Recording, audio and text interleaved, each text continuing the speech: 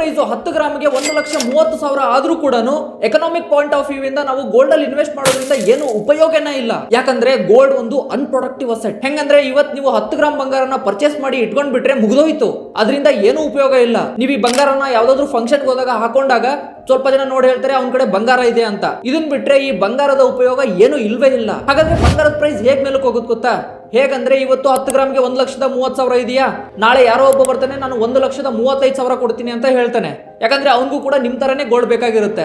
ಅವಾಗ ನೀವು ಅದನ್ನ ಸೆಲ್ ಮಾಡಿದ್ರೆ ಗೋಲ್ಡ್ ಪ್ರೈಸ್ ಆಟೋಮೆಟಿಕ್ ಆಗಿ 1,30,30,000 ಇರೋದು 1,35,000 ಆಗುತ್ತೆ. ಇಲ್ಲಿ ಗೋಲ್ಡ್ ಡಿಮ್ಯಾಂಡ್ ಇದೆ ಅನ್ನೋ ಒಂದು ಕಾರಣಕ್ಕೆ ಮಾತ್ರ ಮೇಲೆ ಹೋಗುತ್ತೆ. ಬಟ್ ಅದೇ 10 ಗ್ರಾಮ್ ಬಂಗಾರನ ತಗೊಳ್ಳೋ ಬದಲು ನೀವು ಅದೇ 1,30,30,000 ಇಂದ ನೀವು ಒಂದು ಚಿಕ್ಕ ಹೋಟೆಲ್ನ ಅಥವಾ ಟೀ ಅಂಗಡಿನ ಸ್ಟಾರ್ಟ್ ಮಾಡಿದ್ರು ಕೂಡ ಅದು ಎಕನಾಮಿಕ್ ಪಾಯಿಂಟ್ ಆಫ್ ವ್ಯೂ ಇಂದ ಒಳ್ಳೆ ಇನ್ವೆಸ್ಟ್ಮೆಂಟ್. ಹೆಂಗಂತೀರಾ? ಈಗ ನೀವು ಒಂದು ಹೋಟೆಲ್ನ ಓಪನ್ ಮಾಡ್ತೀರಾ, ಅದಕ್ಕೆ ನೀವು ಒಬ್ಬನ ಕೆಲಸಕ್ಕೆ ತಗೋತೀರಾ, ಅವ್ನಿಗೆ 10,000 ಸಂಬಳ ಕೊಡ್ತೀರಾ ಅಂದ್ರೂ ಕೂಡ ಅವನಿಗೆ ನೀವು 10,000 ಸಂಬಳ ಕೊಡೋದ್ರಿಂದ ಒಂದು ಎಂಪ್ಲಾಯ್ಮೆಂಟ್ ನ ಕ್ರಿಯೇಟ್ ಮಾಡ್ದಂಗಾಗುತ್ತೆ. ಅವನು ಹಿಡಿದು ನೀವು ಕೆಲಸ ಮಾಡ್ತಿರೋದ್ರಿಂದ 2 ಜನ ಕೆಲಸ ಮಾಡ್ದಂಗಾಗುತ್ತೆ ಎಕಾನಮಿನಲ್ಲಿ. ಅದೇ ರೀತಿ ಈ ಹೋಟೆಲ್ ಏನಾದ್ರೂ ಸ್ವಲ್ಪ ಚೆನ್ನಾಗಾದ್ರೆ ನೀವು ಇನ್ನೂ 4-5 ಜನಕ್ಕೆ ಕೆಲಸ ಕೊಡ್ಬೋದು.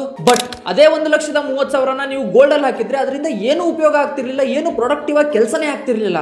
ಅದಕ್ಕೇನೆ ನಾನು ಅವಾಗ ಹೇಳಿದ್ದು ಈ ಗೋಲ್ಡ್ ಒಂದು ಅನ್ಪ್ರೊಡಕ್ಟಿವ್ ಇನ್ವೆಸ್ಟ್ಮೆಂಟ್ ಅಂತ. ಇದ್ರ ಬಗ್ಗೆ ನೀವೇನು ಯೋಚನೆ ಮಾಡ್ತೀರಾ? ಕಮೆಂಟ್ ಸೆಕ್ಷನ್ ಅಲ್ಲಿ ತಿಳಿಸಿ.